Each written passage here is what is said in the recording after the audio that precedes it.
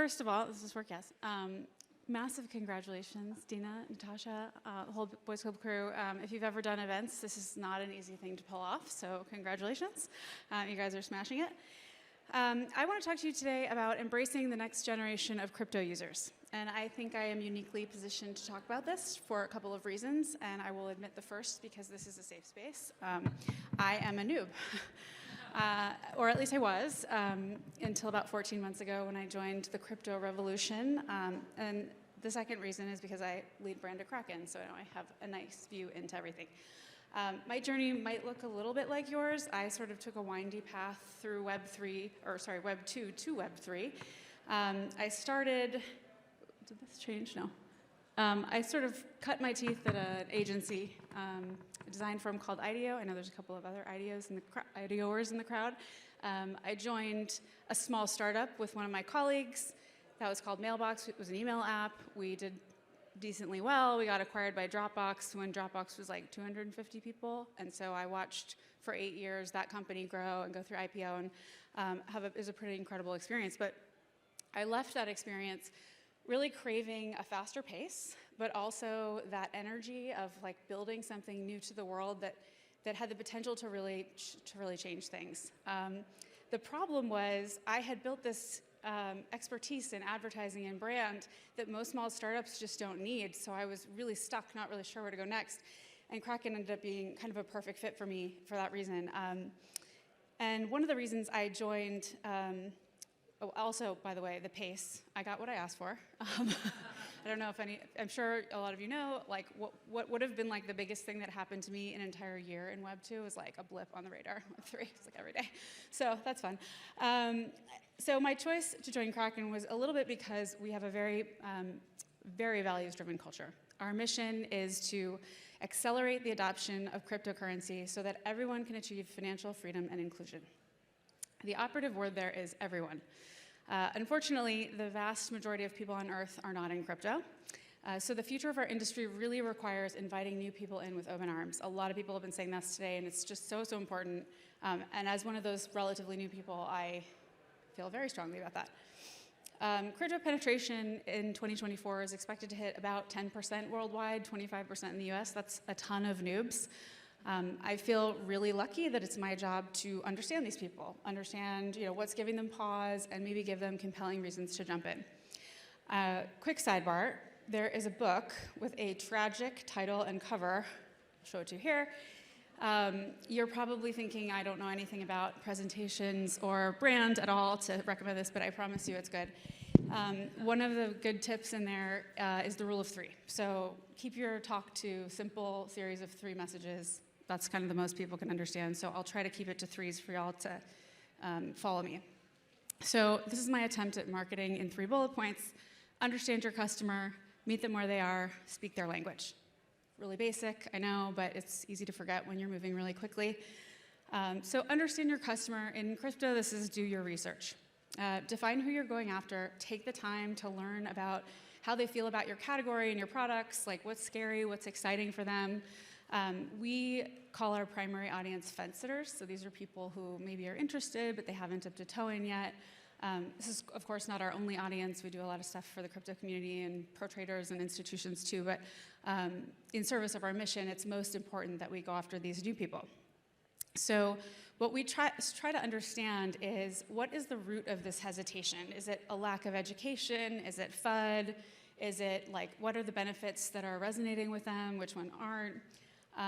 One thing we've learned that's kind of interesting, people in the US love that crypto is 24/7. People in Spain, not so much. They really love that it turns off on nights and weekends because they can like step aside and not think about it, which says a lot about Americans' mental health probably, but like that's a different talk. Anyway, really important to use qualitative and quantitative research in this process to understand your customer. Next, meet them where they are. This is understanding where they consume information, entertainment, what creators they like, things like that.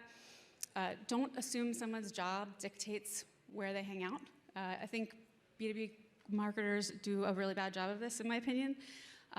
B2B marketers love a white paper, and I've been in marketing for 20 years. There's a lot of people trying to sell to me. I've never read one in my life. I don't know if you guys have, but that's just not for me. So Just remember that business people are people first. They like, TikTok and music and memes and stuff that everybody else likes, so treat people like people. We have found that our messages have the most impact on channels like Spotify and YouTube, and I know some of these channels are sort of evil in this environment, but we're building a bridge here, so we have to conform to some things. Anyway, for those of you in the startup space, maybe you don't have a sizable marketing budget just yet. You're probably playing around with PR and social, maybe some events. Spotify's a really great next step. It's super easy. You literally just have to write a script. They will provide the voice actors and the recordings and everything. There's a ton of options. You'll find a voice that matches your brand tone. As your strategy evolves, maybe you want to hire your own people, but it's a good way to get going. Lastly, speak their language, and this is literally and figuratively.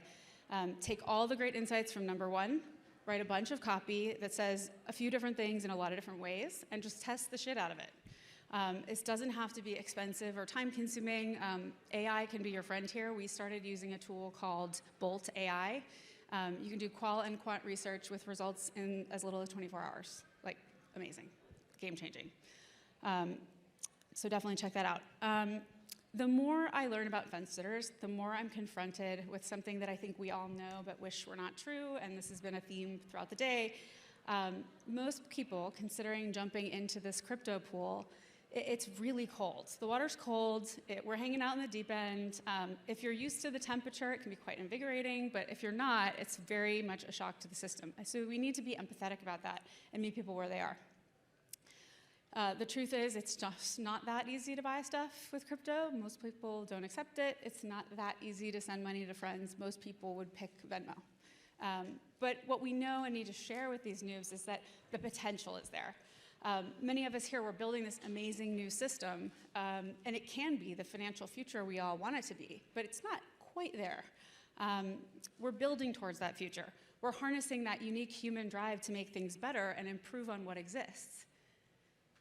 When we set out to build our brand platform, we wanted to really lean into this truth, that crypto is not perfect, but it's the potential that matters, and everybody should want to be part of this revolution to build something great. If this concept is new to you, a brand platform is basically like a creative container for your company. It sort of guides everything you do, from public policy to comms to advertising, whatever. Some examples being Nike's Just Do It, Airbnb's Belong, things like that. So for our platform, we knew we could not promise prosperity. This was early 2023. And we didn't want to use FOMO and fear tactics because that's just not who we are as a brand. And we didn't want to dwell on today's broken financial system. After COVID, looming recession, the last thing people want to hear about is a problem that they are largely helpless to solve. So we wanted to be really human and honest while lending a voice of positivity to this industry that is still sort of reeling from reputational damage and a world reeling from COVID and all these other things, as I mentioned. So we landed on progress. Crypto's not perfect, but it can be, and we want to invite everyone to join the party. The tagline is, see what crypto can be. We can flex to a range of content and activations, so partnering with musicians to see what music can be with Web3, with NFT artists to see what art can be with Web3, things like that. And maybe we'll end up partnering with one of you next, who knows? Ultimately, we believe bringing this next generation of users in will be about three things: education, simplicity and tangibility, and trust. Education is everything from explaining really complex terms to busting myths about sustainability. We have found that security and scams are the #1 concern with new people. So you'll notice in a lot of our marketing, we put a really big emphasis on how to stay safe. So things like doing your research and how to self-custody with a hardware wallet. Making it dead simple to get started is step-by-step guides, messaging that reminds people you only need $10, you don't need to invest a fortune. Tangibility is key, showcasing real-world use cases of crypto, in addition to making getting into Web3 frictionless and easy, even if you're not really used to this world. Last year we launched something called Grid Pass with Williams Racing, which is essentially an NFT that lets F1 fans interact with their team, get exclusive experiences, discounts, things like that, all for free. We did not call it an NFT like many others on the stage. We called it a digital collectible just to not scare people off. But that's one way that we're making it really tangible. Trust is a big one. It's very difficult to earn and easy to lose, so it requires vigilance. To build trust in crypto, I think we as marketers, we absolutely must first and foremost be honest.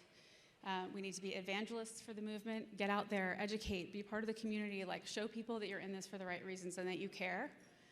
And finally, find out who your audience trusts and work with them. It's no secret that people don't believe what brands say about themselves, and they probably shouldn't. So they look to trusted allies, people to guide them, close friends, a Discord community, a creator.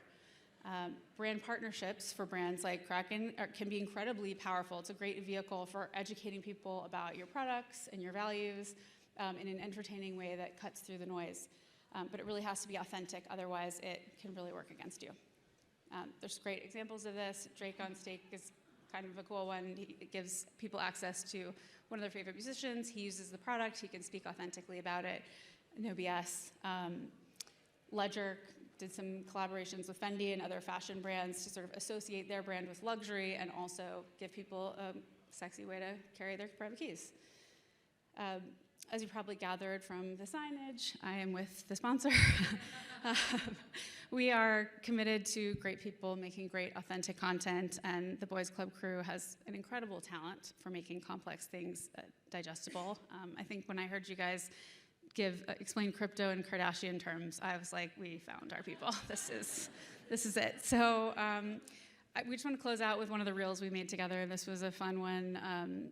Basically helping people who are in crypto explain it to their not in crypto family over the holidays. So enjoy, find me if you want to chat later, and thanks so much.